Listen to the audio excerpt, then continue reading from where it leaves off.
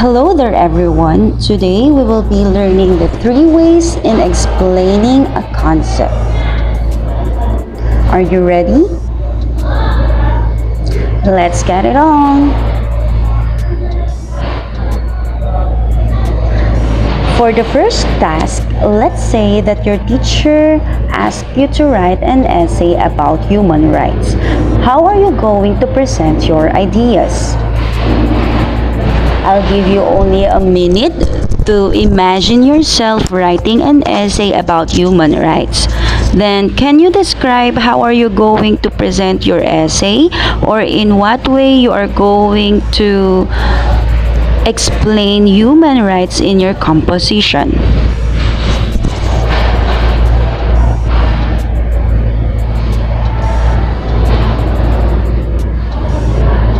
Great! Some of you might be thinking of defining the human rights at the first paragraph and giving examples at the other parts of your composition. The others might also use their experiences in describing human rights and detailing the other details and ideas about human rights. All of your answers, class, are correct because we could explain or describe a certain or particular concept in various ways. And for today's video, that will be our objectives or goal.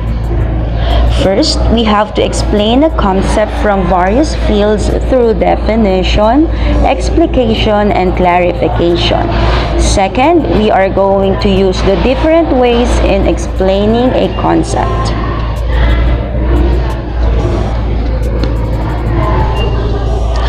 The first way of explaining a concept is the usual and the common means, which is the definition. As we all know, definition is the method of identifying the given term and making its meaning clearer. And the main purpose of definition is to clarify and explain concepts, issues, and ideas by answering the question, what does it mean? That's correct. We are all very familiar that when your teacher asks you to define a given term, you are giving them the meaning, the definition. What is the meaning of the term? And that is actually the first means or first way of defining a concept. Actually, there are 3 ways in defining a term or a particular word. The first 2 are the informal and formal. Let's try to identify the differences between informal definition and formal definition. Look at the given examples. Look at how the term bicycle was defined through informal definition and formal definition. What can you observe?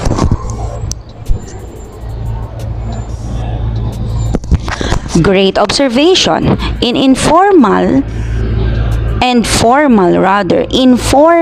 definition, it is more detailed, or there is a more detailed definition of the word bicycle, right? And if you're going to observe, informal is shorter than the formal definition because in formal definition, we elaborate the given meaning or the meaning of the given term by having these 3 features. Look at the table. We have the species, the genus, and then the differentia. Let's see.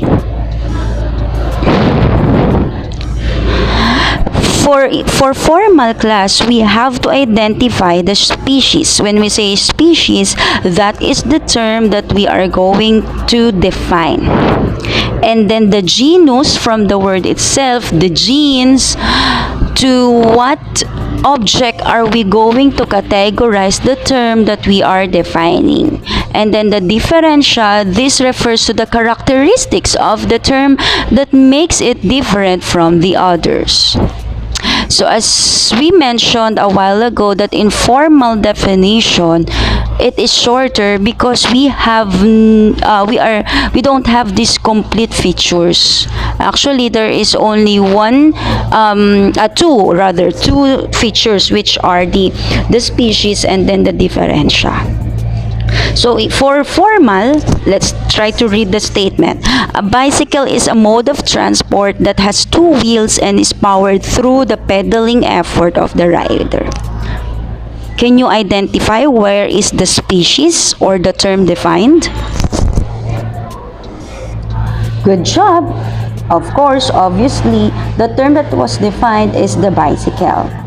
Now, is there any mentioned category in the given statement, which is the genus? Very good. It is the mode of transport. And what part of the statement makes it different from the other term? Yes, that's right. The remaining part of the statement, which has two wheels and is powered through the pedaling effort of the rider, is the characteristic of the genus, which is the bicycle, and which is the species, which is the bicycle, and then the genus, the mode of transport. Let's have another example. Vitamin E is naturally found in vegetable oil, fish, and nuts. The other one is vitamin E is a light yellow fat-soluble vitamin that acts as an antioxidant. Let's try to identify first how the two statements were defined. Is it informal or formal? Good job. The first sentence was defined informally, while the other one was defined formally. Let's try to prove. If the second sentence was defined formally, can you identify the species? Obviously, vitamin E is the species in here, or the word that was defined. How about the genus? You're doing great. Light yellow fat-soluble vitamin is the category or the genus. And then the last feature, great job, acts as an antioxidant is our differentia or the characteristics. Do you have any question? Okay. So as I mentioned, there are three ways of defining a concept or an idea. The third way, class, is the term extended. From the word itself, extend. It means that there is a longer definition of the term because we usually compose a paragraph to define the term. Let's try to read this one. Friendship is a state of acquaintance between or among people characterized by a strong bond of shared concern and caring. In true friendship, the bond is mutually shared.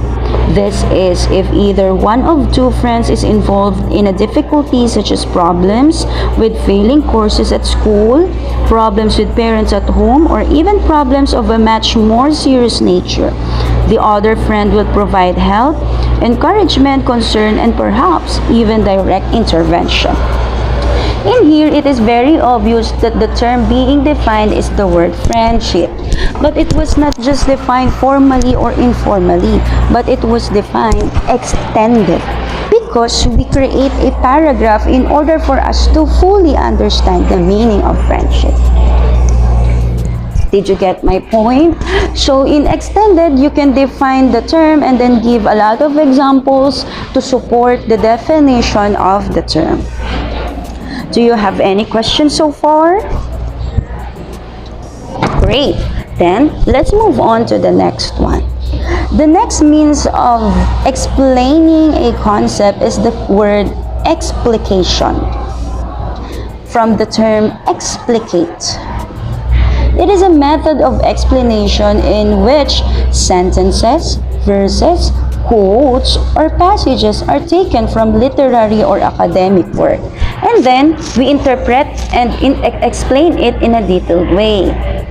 When using this technique, you need to clearly present your thesis in the introduction and follow it up with a detailed analysis of a passage or text. You may begin the body of the explication by analyzing and explaining how the text was constructed. Your explication should end with a concise conclusion by restating your thesis and major points of the paragraph. From the word explicate, sometimes we explain a concept by using a literary text, such as, let's say, a story that you have read, a song, a poem, in order for you to explain a certain idea, right? Just like my example in human rights, you can also use your own story of your life in order for you to explain the human rights very well. Or you can use or integrate a documentary film that you have watched in order to explain what is human rights. For example, I have here, we used the poem titled The Road Not Taken by Robert Frost. Okay? So basically, it is a poem that talks about a choice of a man that once he made. To further discuss, while the outcome of this choice is not implied to be positive or negative, the speaker notes that the choice in itself and the consequences of the choice have made a huge difference in the way his life has unfolded. The poem is about the importance of choices. The poem begins with the speaker regretting that he could not have been two people as he could have at some point in his life, taken two roads instead of being confined to one. In here, if we are going to talk about decision making or making life choices, we could explicate the Robert Frost poem, The Road Not Taken, in order to clearly explain about decision making. So in here, we use explication, which we interpret another work by examining the concepts presented. We try to examine the theme of the poem The Road Not Taken in order for us to explain the decision making of the term that is decision making. Through a critical analysis of points raised in text, a richer explanation of the concept is given to readers. This may be done through comparison, contrast, description, cause and effect, and other rhetorical modes or other paragraph of development in a paragraph. And the next one is the clarification. From the word, good job, clarify.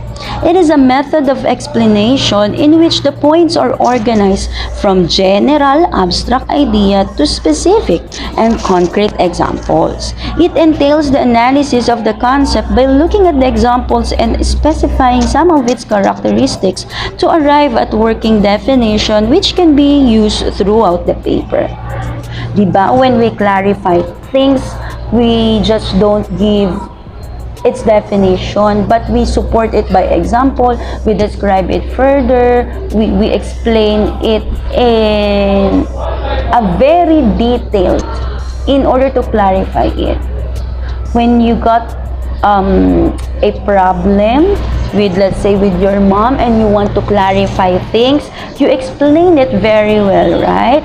The same thing goes by when we explain an idea. We need to use clarification by explaining from general, from broader idea to specific ideas. So how can we specify broader ideas? We can give examples, we can give more details about it. The examples should be two or more to clarify things. In order for you to expound your ideas clearly, we can use these words, these signal words that I enumerated, depending on the purpose of the paragraph that you are composing. So if you want to add additional details, you can use these signal words. If you want to compare and contrast, if you want to signal time, if you want to give example or summary, it's up to you depending on the pattern of the development. Look at the given example. Let's read. Justice is a broad concept which encompasses a wide set of ideas, most of which also branch out into smaller notions. So in here, we can identify the thesis statement which is all about justice. Let's continue. For instance, it can refer to the sentencing of the criminal based on due process. When an individual gets what he deserves, even outside the hands of the law, it is also considered justice in some contexts. This may come in the form of vigilant justice, which a person dissatisfied with the system doles out punishment to wrongdoers. Poetic justice is also another related concept which is used in literature to show how the good is always rewarded while bad forces always meet a clean end. In the context of this paper, justice will be clearly delineated into any instance in which the law is successfully and fairly applied to an individual, resulting in either an arrest or a release. To illustrate, if a thief caught and tried in court through the due process and is found to be guilty and then sentenced accordingly, it can be said that justice was served. However, if the same thief is caught in act by a band of villagers and was beaten right then and there, it will be considered justice in the context of the paper as the process has not undergone due process. If we are going to observe, the broad statement in here is the first sentence, which explains what is the broad concept about justice. On the other statements or sentences, these are the supporting details. The writer gives examples, concrete situations wherein we can acknowledge justice, right? This is how we clarify the concept justice. We give examples, we broaden the idea from the thesis statement to specific. How can we obviously see justice?